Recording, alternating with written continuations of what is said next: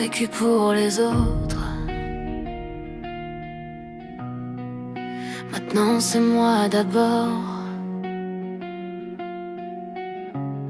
J'ai trop donné sans jamais réclamer.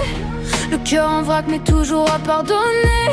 Je portais leurs peines comme si c'était les miennes. À force je me suis oubliée dans leurs problèmes.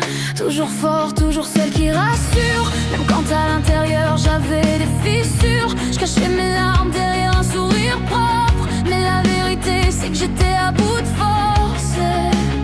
Je pensais qu'aimer c'était m'effacer. Dire oui même quand je voulais crier. Je me suis perdue dans leur attente, à jouer un rôle qui mente. Mais j'ai compris dans le silence que j'étais seule face à mes souffrances, que personne viendra me sauver si moi-même je me laisse tomber.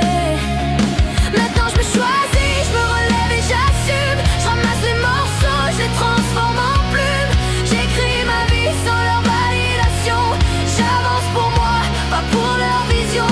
Je me reconstruis et même si tout tremble encore, je fais la paix avec mes remords. Je fais ça pour eux, mais surtout pour moi, parce que sans moi, y a plus de combat. Mon passé colle à ma peau comme une ombre. Des nuits sans lumière, des pensées trop sombres. Mais j'ai trouvé au fond du chaos une force que je connaissais pas trop.